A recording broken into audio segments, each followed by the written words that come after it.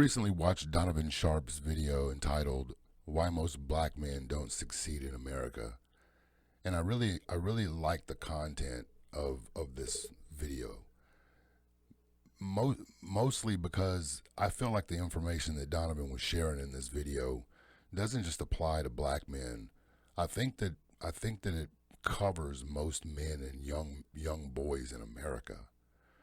And the reason why I say that is for the last 15 years I've owned a gym that is responsible, my gym's focus, the core functionality of my gym is to turn athletes into super athletes, turn normal kids into badasses. And as the years have gone by, I've noticed a reduction in the natural badassity in the kids that come into my gym. And as one might expect, it has actually been inverse because the boys are a little bit softer while the girls who show up to the gym to train, they're fucking animals. So when I look at this message that Donovan, it was a response to a caller that had a lot of excuses for why his life was basically shitty. And Donovan's response was dead on. It was dead on, not just in the sense because that's a normality in the black community. I think it was dead on because it's a normality in our culture. American men have gotten very, very weak. Feminism has done a really good job at robbing men of their manhood, stripping young boys of everything that would give them a path to manhood. They've demonized everything, vilified everything that symbolizes a strong man, and at the same time done things chemically engineering the food, and all of the things in our culture have been designed to basically turn men into the bitches that we see so prevalent today. In Donovan's message, he was talking about several different things that I've run into in my group, in my gym, my men's conference that we have with the guys that are involved. There's a commonality in that a lot of people expect things to just happen in life. And that's not the way that it goes. It never ceases to amaze me how people think that shit just happens, man. People that are successful are just successful. I've watched over the past 15 years of owning my own gym, I've watched trainers come and go. They enter with this grand delusion that they're going to come in and make a bunch of money, but they don't realize in order to make that work, it is a grind. It is a grind. And that job isn't just about having people lift things up. When you're a good trainer, you're a lot of different things. You're a psychologist. You're a bunch of different things. You're a dietitian. You're a motivational speaker. You're a bunch of different things, and that can get taxing. It can get taxing when you've got your own things in life that you have to deal with, your own stresses, your own worries, your own fears. And so these people realize that the dream isn't really so easy, and they bail quickly when those bills come in. And most people who enter into that profession, they go through this. The successful ones learn how to mitigate those terrible things that seem so ominous and adapt to whatever the conditions are. They hustle, they continue to learn, grow, and expand, and eventually there's a breakthrough. And that's the way it works in everything. If you go anywhere and dominate it right off the bat, you won't be able to dominate it long if you think that that's all you have to do is just show up. But that's what a lot of men do now. That's what a lot of young guys that come into my gym, they come in dressed up like the overpaid dork on whatever their favorite professional sport team is. They do all the things that these goofballs do to try to set themselves apart, so they emulate another man and try to carry themselves with the same kind of swag, but they are not even a fraction of the athlete. And like Donovan was talking about, In this video, a lot of black men buy rims with no car, TVs with no house, a lot of clothes with not a closet to put them in. And it's just a facade. It's just a facade, and that's what we've become. We've become a culture of avatars. It's all about what you can present. It's all about what you can pretend to be and get everyone else to buy into. And if it doesn't come easily, then you just quit. Mom will write you a note so you can go into PE class and not have to run because all those kids make you feel fat and slow. That's the culture that we have today. And it's not just in black men, it's men in general. And that's why we are in this quagmire of shit that the manosphere is so desperately trying to get men to come out of.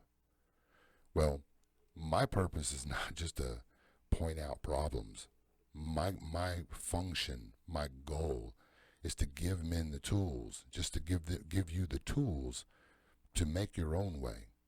I don't have a 5-step program, the 10 things your daddy should have told you, all of these fantastic hacks. I don't have those things. The hacks don't work.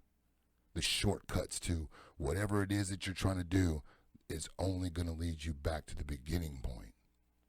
And if you always half-ass everything expecting things to come easy, you will never, ever achieve anything in life. Nothing worth having, at least. And so in this video, I want to give men a basic framework of my program that I use with all of my guys when they're trying to figure out which way is up in life.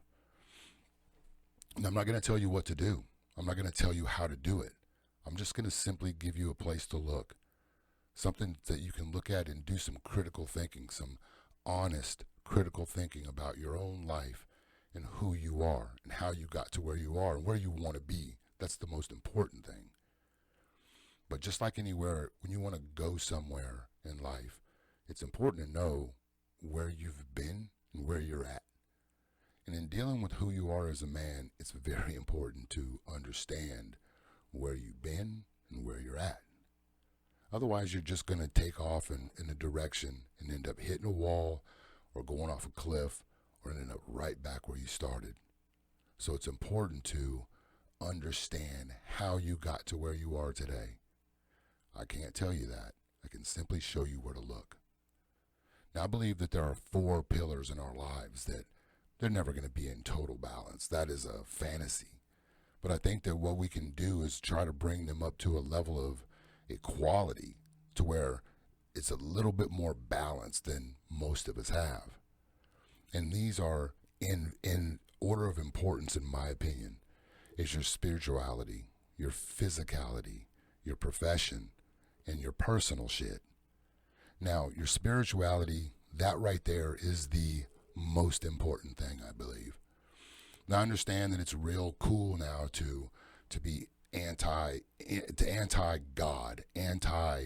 anti-religion, anti-anything spiritual, because with spirituality comes consequences, comes rules, regulations for how you're supposed to live your life. In our new postmodern era, the people who have moved the strings that have maneuvered our society have done a really good job in demonizing what was once good and deifying what was once bad. And so many people deny God. I'm not one of those people. I used to be. When life wasn't going the way that I wanted it to go. I used to be when things that were happening couldn't happen if God existed. But that changed when I asked God for answers and got them immediately. When I asked God for help and received it immediately. Now, if you can look out on the world today and look at all the evil and still deny God, you are a patent fool. That's my opinion. Because everything has a counter. And with the evil and this disgusting sickness that we see all around the planet, that darkness has got to have an opposing light. So call the darkness what you will. I choose to call the light God. And I know for certain a man with no agency higher than himself, that man is an animal. Look at our culture now. Look at where we are as a culture, the things that we complain about. Biblically, this is why Sodom and Gomorrah was destroyed. The things that we deify are what got those people turned into ash. The second one is your physicality. A weak man is not a good man. A weak man is a harmless mouse. And weak men, they don't stand up for themselves. If you don't take care of your physical body as a man, I'm not saying be a bodybuilder or be one of those dorks that can't stop looking at themselves in the mirror, but you should be able to handle yourself as a man. You should be physically strong enough to handle yourself as a man. You should be able to defend yourself, defend those that you love as a man. That doesn't mean that you need to be able to go into a MMA competition and choke someone out. But you most definitely should be able to defend yourself if somebody comes up to you and decides to try to do that to you, or your wife, your girlfriend, your child. All men should hold themselves to the highest standard physically. That means what you stick in your mouth, what you do with yourself, how you spend your time physically. You should embrace that. You should embrace that and do the things that you know are going to make you stronger and better. And you should most definitely learn how to fight. All men should know how to fight. All men should, at a bare minimum, know how to throw a punch correctly. Number 3, your profession. Men believing that they can somehow build an empire by working for another man have fallen victim to the slave mentality. D made a good point. When you go to a job, it's your employer's, it's their imperative to keep you just happy enough to continue to churn out the product that's going to make them rich, no matter what it is.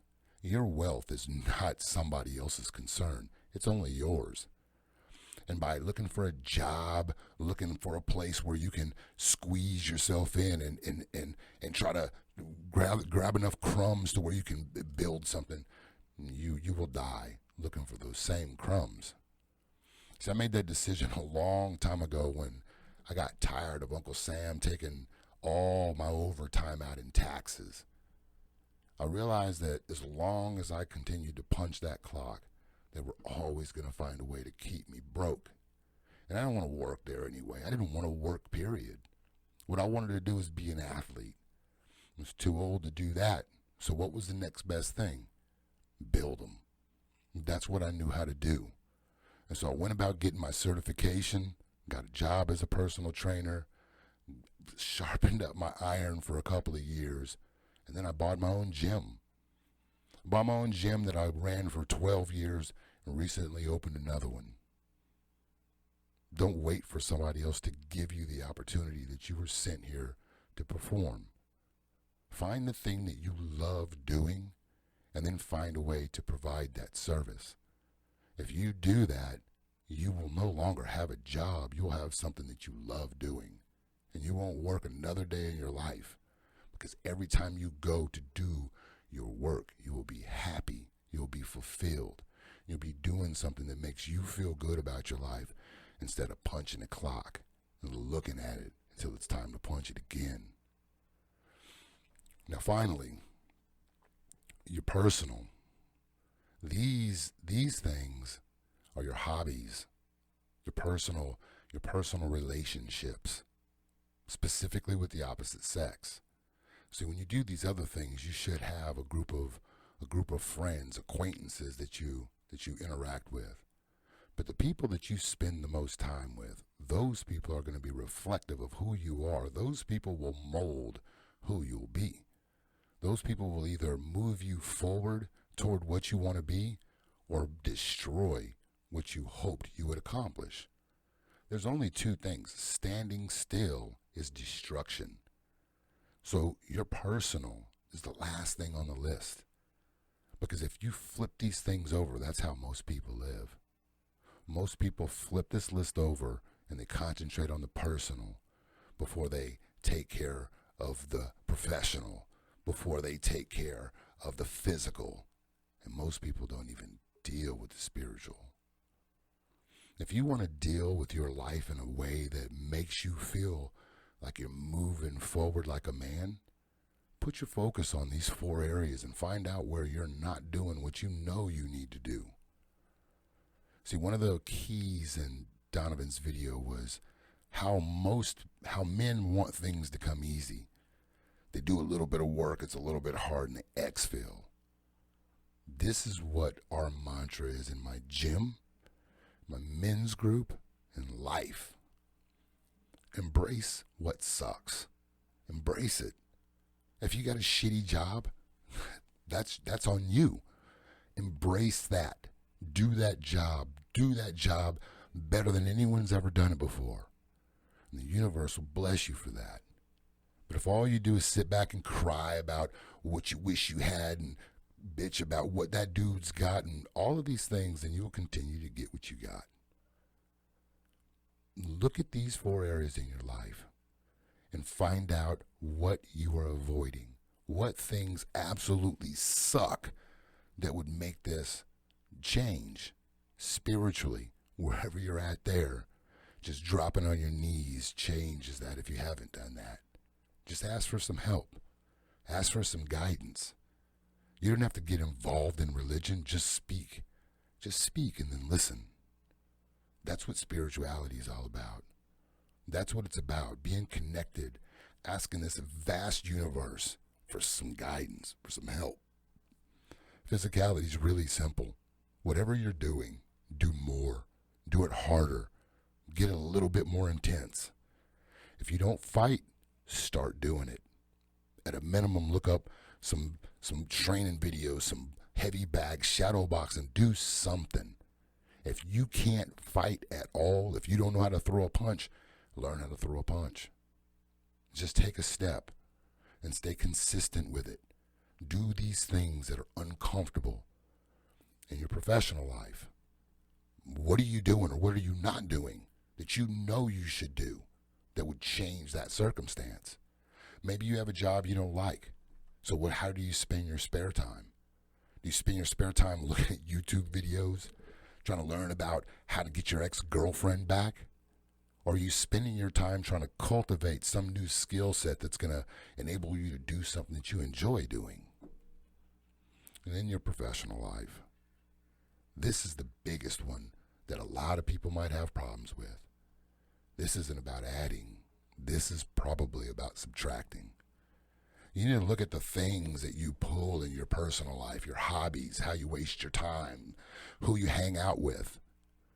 Look at those things and see one very simple thing. Is it building your life toward what you want, or is it holding you back? That's it. If you can look at these things, identify what you're not doing, what you're afraid of doing, and turn into that fear, turn into that darkness, and embrace it. Not with fear, not with anticipation. Just do it. Just do it. The monsters that we run from are very, very, very seldom as big as we imagine them to be. So turn around, face your monster, and embrace the thing that sucks. Watch how quickly your life changes. Out.